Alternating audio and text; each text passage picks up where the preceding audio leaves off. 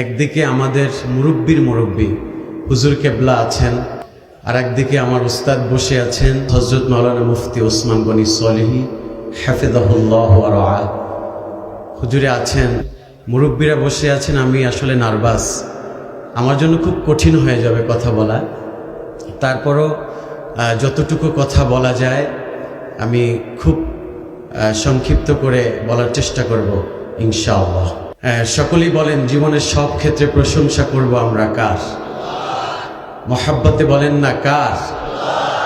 সেই রবের শিখানো ভাষায় কালিমাতু হামদ উচ্চ আওয়াজ তুলে জবান খুলে মহাব্বতে পড়ছি আলহামদুলিল্লাহ, জবান খুলে পড়ছি আল্লাহু আকবার কবীরা ওয়ালহামদু লিল্লাহি কাসীরা।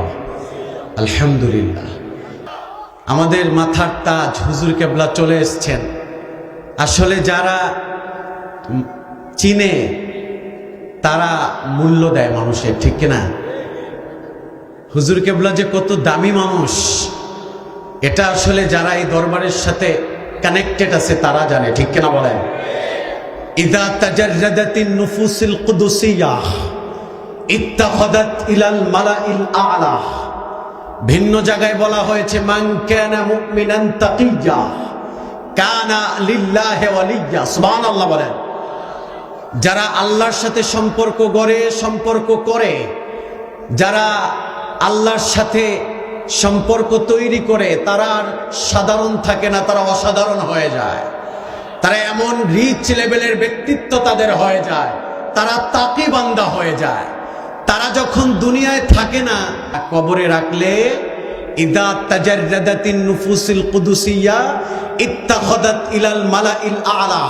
কবরের পাশে গেলেই মানুষ যখন জিয়ারতে দাঁড়ায় তার রুহানি ফায়েজ 1 থেকে 30 গুণ আল্লাহ বাড়ায় দেয়। সুবহানাল্লাহ বলেন।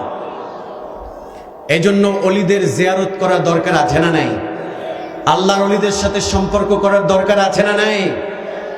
যারা আল্লাহর ওলিদের বিরোধিতা করবে এদের সাথে আমাদের কোনো সম্পর্ক নাই। কারণ ইসলাম এদেশে মদিনা থেকে ভেসে আসে নাই, ঠিক কিনা বলেন?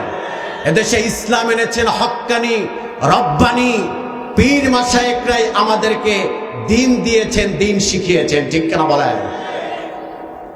কিন্তু ওদের সাথেও আমাদের সম্পর্ক নাই। যারা হক্কানি রব্বানি পীর মাশায়েখদের ট্যাগ লাগায়া যারা পীরের নামে ব্যবসা করে, ভণ্ডামি করে, মাজারে পূজা করে, মাজারে ফুল দেয়, আগরবাতি দেয়, একতারা দোতারা সেতারার সাথে যারা সম্পর্ক, এদেরকেও আমরা ছেড়ে দিব না, ঠিক কিনা বলেন?